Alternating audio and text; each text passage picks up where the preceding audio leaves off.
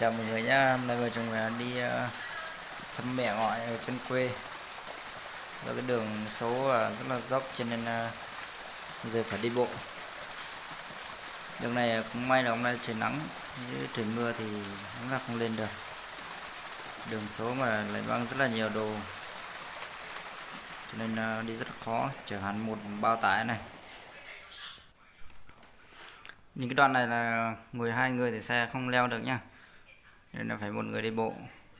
Xe mình cũng không phải là cái xe cũ lắm, cũng mới mua được gần năm nay thôi, nhưng mà không leo nổi, dốc quá mà đường xấu không bám được.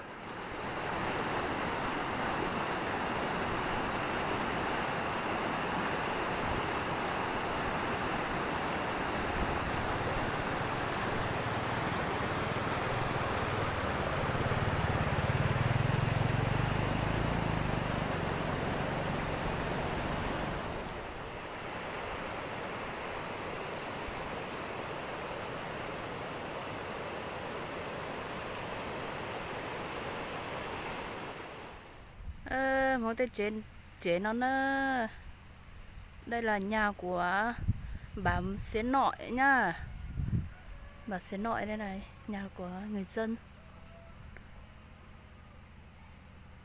ơi.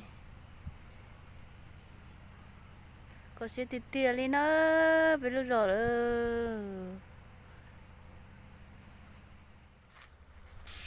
Các bạn thấy đây nhá, đây là bản Xé Nội, xã Sơn Thủy của huyện Quan Sơn, tỉnh Thanh Hóa.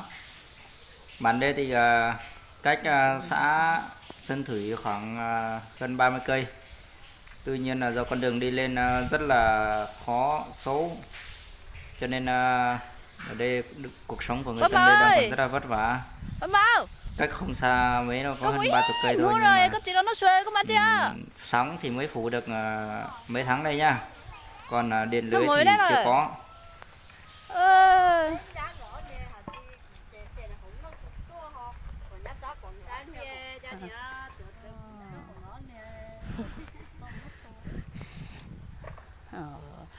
thì bây giờ đấy mà nó chỉ bỏ có chị bây nó sụt tà ấy, có một tao nó có muốn rồi nó hay có nó một phát tông nhau chỉ phát tông mà hay có nó tao tôi vì thế mình cho cái xe nó nhựa nó bồn ra tôi. Đây là đường đi xe nha các bạn thấy này, xấu, nhiều đá to. Trên đây là có một nhà khá là đẹp.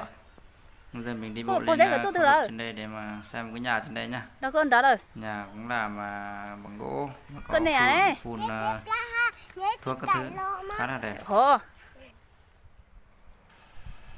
Sau một hồi đi trong bản thì phát hiện ra ngôi nhà này là đẹp nhất ở bản nha. Ngôi nhà này có vẻ mới làm xong chưa lâu.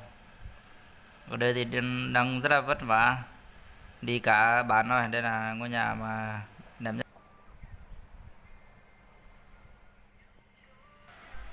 Cuộc sống của nhân dân ở đây đang rất là vất vả. Đường, đặc biệt là cái con đường đi lại rất là xấu.